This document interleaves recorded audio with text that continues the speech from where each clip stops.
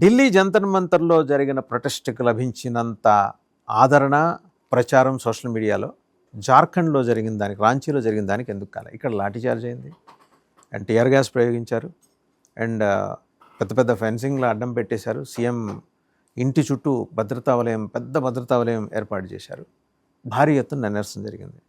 రెండూ కూడా ఒకే పోలిక ఉన్న ఆందోళనలు, ఒకే తరహా ఆందోళనలు. అక్కడ సీజేపీ ఒంటికి రంగులు వేసుకుని మరీ పులేషన్ కట్టి మరీ చేసింది. ఇక్కడ ఎందుకు కనిపించట్లేదు? అక్కడ స్పాన్సర్ చేసింది ఎవరు?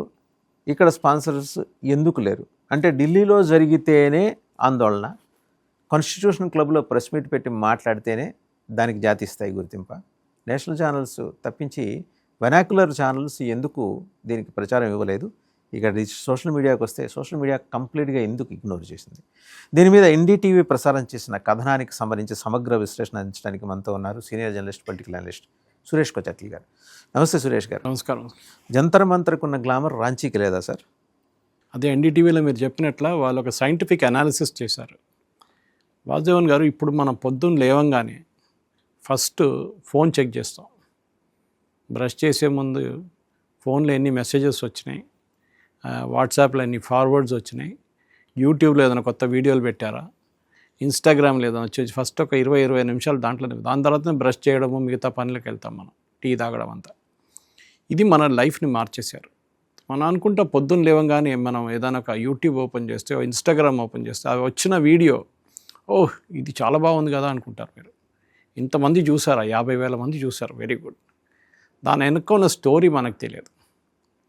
మన లైఫ్ అంతా ఇప్పుడు నడుస్తుంది అల్గోరిథమ్స్ మీద.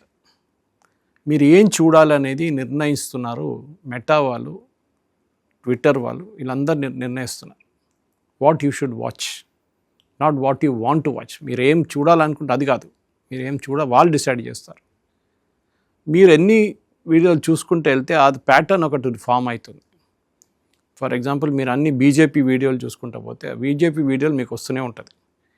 మీరు మోదీని తిట్టిన వీడియోలు చూస్తే మీకు నెక్స్ట్ ఒక 5 minutes ఆ ఫీడ్లో అదే వస్తూనే ఉంటుంది. అది కాకుండా మ్యానిపులేటెడ్ వీడియోస్ ఉంటుంది. మీరు చూడాలని మీకు ఒక్కర్లేదని చేస్తున్న వీడియో కూడా మీకు వస్తూనే ఉంటుంది. ఇది ప్రాబ్లం. సో ఈ అల్గోరిథం మన లైఫ్లో మొత్తం లైఫ్నే మార్చేసింది. ఇప్పుడు ఢిల్లీలో జరిగిన ప్రొటెస్ట్లో మన అందరు తెలుసు, మెటా వాళ్ళు ఓపెన్గా అడ్మిట్ చేశారు, మాకు crores of rupees ఇచ్చారు ఇది పంపప్ చేయడానికి. సో దట్ మీద ఏ సోషల్ మీడియా హ్యాండిల్ ఓపెన్ చేసినా కానీ ఒకటి తర్వాత ఇదే వస్తుంది ఇమేజెస్. ముంబైలో జరిగిన ప్రొటెస్ట్, హైదరాబాద్లో ఇందిరా పార్క్, బెంగళూరులో ప్రొటెస్ట్, ఢిల్లీలో మెయిన్ ప్రొటెస్ట్, కల్కట్టాలో ప్రొటెస్ట్. ఎందుకు మనం అనుకుంటే ఇది ఏం కనెక్షన్స్ లేదనుకుంటే కాదు, అన్నిటికీ ఒక కనెక్షన్ ఉంది. అంటే మీరు చూడాల్సిందే, మేము చెప్పిందే మీరు చూడాలి అంతే.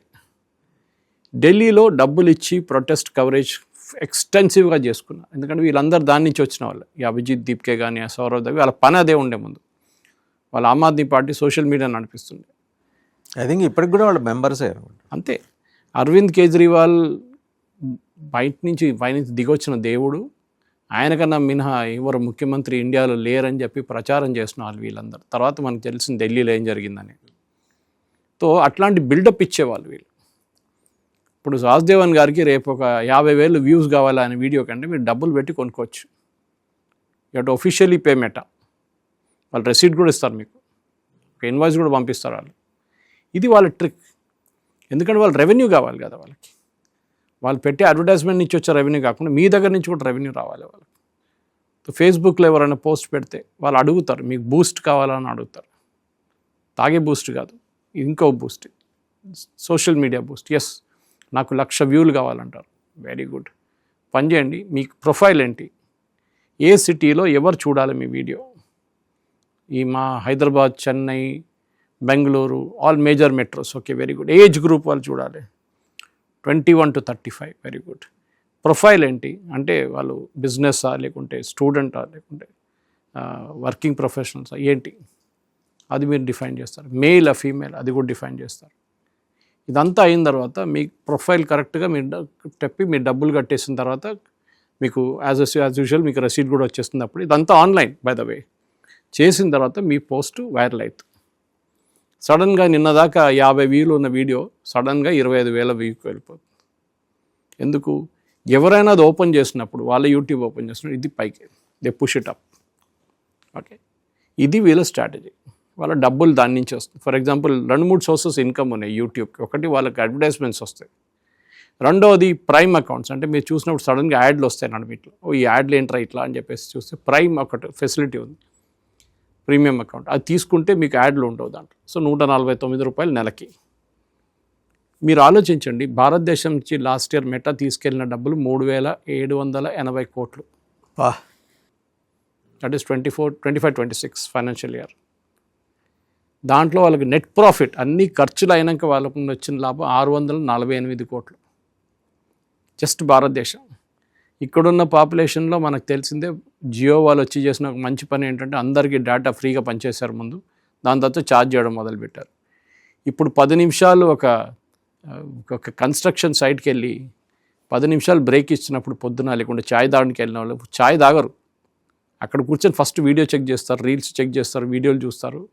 మీరు మెట్రోలు ఎక్కితే మెట్రోలో అందరు 99% మంది ఫోన్లో ఉంటారు, దాని మీద ఉంటారు. తో మీరు ఇన్ఫ్లుయెన్స్ చేయాలనుకుంటే చాలా ఈజీ. మీరేమనుకుంటారు, చాలా పెద్ద ప్రొటెస్ట్ నడిచింది, పిల్లల్ని విపరీతంగా కొట్టారు, పోలీసు వాళ్ళు కొట్టింది చూపించలేదు, అది చూపించారు ఎందుకంటే అది అల్గోరిథంలో తీసేశారు. అది don't show any violence against police man, finished. ఇది బిల్డప్ ఇస్తారు. మనకు తెలిసిందే పొలిటీషియన్స్ కూడా ఇది చాలా మటుకు యూస్ చేస్తారు. మీరు అనుకుంటారు ఒకసారి, రాహుల్ గాంధీది ఎన్ని వీడియోలు ఎందుకు వస్తుంది, రాహుల్ గాంధీ నా ఫీడ్లో ఎన్ని ఆయన కామెంట్స్ ఎందుకు వస్తుంది, ఆయన చెప్పిన ఏదో కార్టూన్స్ ఎందుకు వస్తుంది అంటే, సడన్గా మీరు చూసిన వీడియో మీద మీకు అల్గోరిథం వాళ్ళు కాంగ్రెస్ వాళ్ళు చెప్పుంటారు, వాసుదేవన్ లాంటి వాళ్ళు నాకు 1-2 లక్షల మంది హైదరాబాద్లో ఈ వీడియోస్ చూడాలి రాహుల్ గాంధీ పెట్టిస్తారు. This is dictating your life. So ఈ కేసులో ఏం జరిగిందంటే, ఢిల్లీలో కోట్లు ఖర్చు పెట్టిన తర్వాత వీళ్ళకి వచ్చిన పబ్లిసిటీ వచ్చింది. పంజాబ్లో ప్రొటెస్ట్ చేశారు, ఫార్మర్స్ ప్రొటెస్ట్ చేశారు, స్టూడెంట్స్ ప్రొటెస్ట్ చేశారు. నిన్న హైకోర్టు కన్ఫర్మ్ చేశారు లీకేజ్ జరిగిందని చెప్పేసి.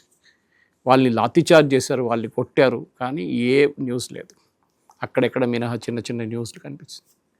ఓకే, మనం రాంచీలో చూస్తున్నాం ఇప్పుడు, అక్కడ పెద్ద ప్రొటెస్ట్ నడుస్తుంది, లాఠీచార్జ్, టియర్ గ్యాస్ అన్నీ చేశారు, కానీ నో సౌండ్, ఏ సౌండ్ లేదు. ఎందుకు? అది వాళ్ళు డిసైడ్ చేసుకున్నారు ముందు, వీళ్ళని చూపించకూడదు. ఎందుకు? Pro Congress movement, anti Congress మూమెంట్కి డిఫరెన్స్ ఉంటుంది. రాహుల్ గాంధీ పార్లమెంట్లో ఇంత గొడవ చేశారు ఇన్ని రోజుల నుంచి, అమిత్ షా గారు మాట్లాడాలి, ఎవరు ఆథరైజేషన్ ఇచ్చారు లాఠీ చార్జ్కి, ఎవరు పెలెట్ గన్స్ ఆథరైజేషన్ ఇచ్చారు, ఎవరు ఫైరింగ్ ఆథరైజేషన్. ఇక్కడ టియర్ గ్యాస్ కొట్టినప్పుడు లాఠీ చార్జ్ చేసినప్పుడు రాహుల్ గాంధీ అంటున్నారు, I condemn the lathi charge. అప్పుడు మీరు ఢిల్లీ కూడా కండెమ్ చేయొచ్చు కదా. మీరు ఎందుకు అమిత్ షా గారు రెసిగ్నేషన్ అడిగారు, అమిత్ షా గారు మాట్లాడాలన్నారు, మీరు హేమంత్ సోరెన్ రాజీనామా అడగండి ఒకసారి. మీ పార్టీ ఉండదు రేపు, అక్కడ తీసి పక్కన పడేస్తారు. దమ్ము లేదు వీళ్ళకి. హేమంత్ సోరెన్ ఇల్లు మొత్తం కంప్లీట్ 3 tier సెక్యూరిటీ పెట్టారు, వాళ్ళు భయపడుతున్నారంట పిల్లలు వచ్చి కొడతారో ఏమో.